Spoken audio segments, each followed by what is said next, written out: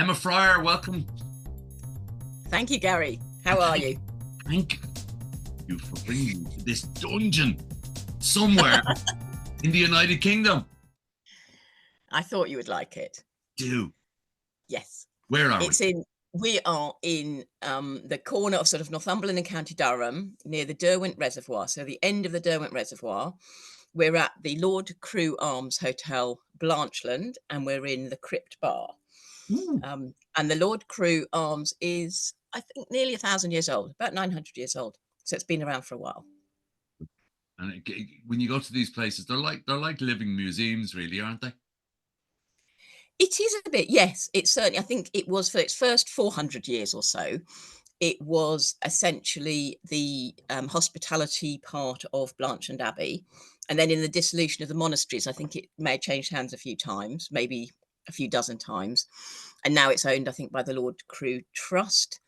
And it's been a hotel, a very nice hotel for a long time. And it's where I first set eyes on my husband to be. Oh, and you're happy enough to go back there, even virtually?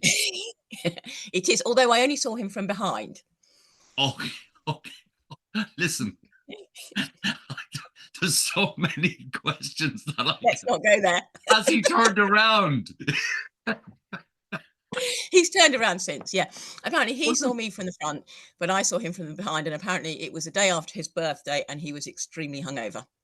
Okay. Listen, there's what was it, Mills and Boone movie or Mills and Boone book in that one, all right? Yeah. We saw each other in a dungeon, but it is the type of place that back in the day, you said entertainment, big table in the middle and a big boar in the middle, and they're ripping off pieces of meat and damsels and mead and the whole lot. But what's the vibe of it? Is it cold? Does it feel cold? Does it feel warm?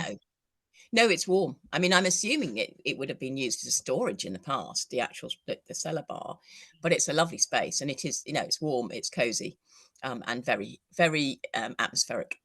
And a great place to pick up your future husband for all of you viewers that are maybe looking for a place it's a good pickup joint. I couldn't possibly comment, Gary. No. So let's assume that we go into this cellar crypt, and that means that all of external communications goes, and you're left with your phone with 3 apps. What are they? They are WhatsApp, Cetera, and, well, whatever podcast platform I happen to have, which is Google at the moment. So can I go back to the middle one, which I've never heard? Why does a person need that? Cetera. Don't tell anybody, Gary, but I'm a bit of a flag fancier. And Cetera, yeah. Cetera. Okay. I like my vexillology, which is the study of flags. And Cetera has sort of geography and flag quizzes. So you have to guess the flag, you have to guess the geography, you have to guess the country. And it's a great bit of occupational therapy if you're stuck somewhere with nothing else to do. Listen, let's wind back to that word you used, which unfortunately, when it goes past 2 syllables, I struggle. Flexitology. Vexillology. So a vexillologist, I'm not a vexillologist, I'm a very amateur wannabe vexillologist, but a vexillologist is somebody who studies flags. And there's even a flag, a special flag for the International Federation of Vexillology Associations. There would have to be. There would have to be, yes, indeed. They would. Yeah. But there you go, because you could have taught, teach me something that I don't know. And honestly, I didn't ever know that there was such a thing as that. Yeah, it's a great word as well, isn't it? A great word.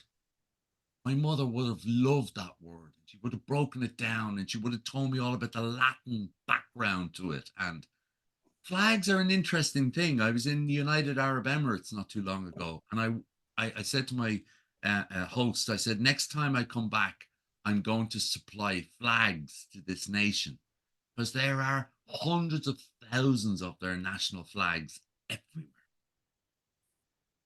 So, yeah. And it's a very dull flag, black and red. That's it. No emblems, no nothing. So. Oh, that is quite, yes. Easy to remember. And then flags change, Gary. That's the frustrating thing. Flags change quite quickly. Libya used to be a really easy flag to remember when it was just green. Can I ask you? I know my own national flag. I'm Irish, as you know, and the two, basically, it's green, orange, and white in the middle, and the white in the Mhm, middle signifies the, let's call it for this, peace, because you have two different tribes, the green and the mhm. orange. Are most flags around the world heritage like that? Do they have? Absolutely. They do. Absolutely. Yeah. And some are really interesting. And some of them more. Also, there are quite a lot that have shields or things on them. And within that is always a really interesting story. Yeah. Yeah, and that in itself is interesting when you're talking to someone Mhm, who doesn't particularly have an interest in flags, but then when you get into history, but you know the history because we all get to an age, unfortunately, don't we, where we actually care about history. I don't know what it is mhm. because when we were learning it in school, we didn't care. So, give me a quote. You're there. Oh, You're after having a couple of glasses of port. That whole crypt to yourself, and they're all listening.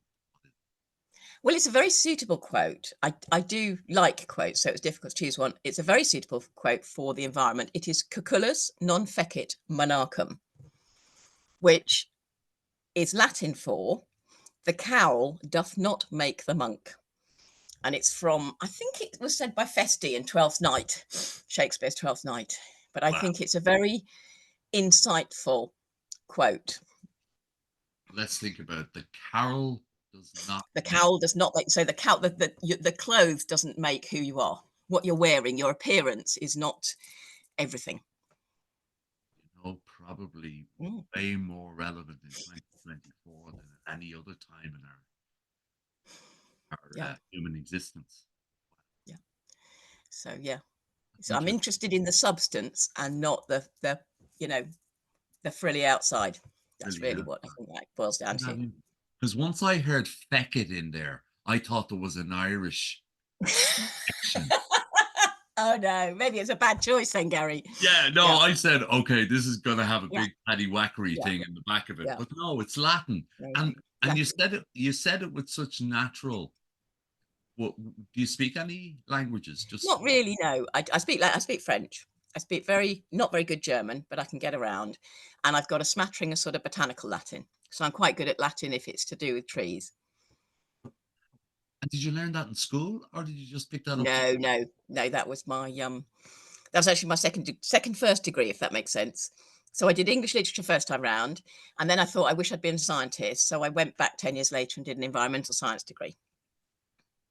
This is just so wonderful. I barely got through school, and here you have someone who wants to go back and learn more stuff.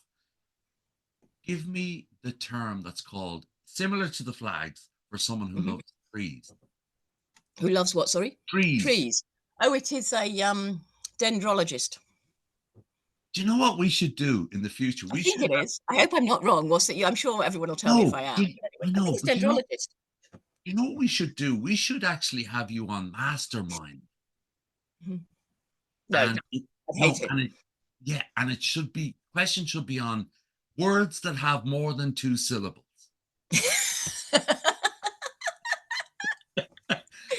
Yeah, but I've got to get them right, and I'm not always right. I know, but I'm not sure. There's a lot of people who have a projection of always being right and are nearly Mhm. always wrong. At least sometimes you are right, which is Occasionally. It's a you bit know, like when a clock's stuck, isn't it? You're right twice a day, as opposed to when it's fast, it's always wrong, isn't it? you know what you need to be in my shoes. You need to be the host of this. You are so great. So anyway, the man has said, "Everybody out, get out. The pub is closing." And as everybody's closing, one person dead of alive walks in. Who do you really Oh want gosh, to be? difficult choice. So my choice would be between William Shakespeare and Richard III, but in either case, I'd have to have a truth drug, Gary. So obviously, Richard III is, did you do it and what went wrong? William Shakespeare, oh my goodness, I have like a list of questions. Yeah, I've got 1,000 questions to ask him. But the main one is, why did he have all those incredibly big women's parts all of a sudden? Did he have a particularly good actor? There's a million things to ask him. but particularly that thing that's been bugging me for most of my adult life, which is, you know, come on, Shakespeare, was Macbeth subject to tragic inevitability? I mean, I'm really struggling to get through life without knowing the answer to that one. I mean, most people are wondering, will City do the treble this year, or will Arsenal No, finally? Garry. Yeah. This is the Is big Macbeth question. subject to tragic inevitability? That's Let's it. That's the bring it question. back to the tragic inevitability. But you know, but you know, my question, as someone who wouldn't be maybe as engaged with Shakespeare or knowledgeable is, and maybe you have the answer. Did he write all the stuff when I was in That's school? wrong. That's for the truth drug. You see, that's why you need the truth drug with Shakespeare, because I think a lot of them may have been collaborative, and then there'll be reasons why he did certain things at different times. But yeah, so you need a truth drug, because it'll be really interesting to know just how much he did. You know, whether there's a bit of Christopher Marlowe in there, who knows? And remind me why there's always this question: is it the style is so at odds with, or what? Why do we think? Is there a general feeling that maybe he didn't write all the gear? I think it's just that there were a lot of people, there were a lot of very good playwrights around. And I don't think you had the same sense of copyright at that time. So people would be borrowing. And obviously, very few of the things that Shakespeare wrote were original, because he was borrowing from Plutarch, or he's borrowing from Hollingsworth, or he's borrowing from all sorts of things. And then he was writing for a Tudor monarch and then a Jacobean monarch. So you can imagine how he had to flight things like Richard III. So it wasn't a case, originality wasn't important then. So, you know, we don't really know who wrote quite a lot of that. I like to think it was him, but I would like to ask him.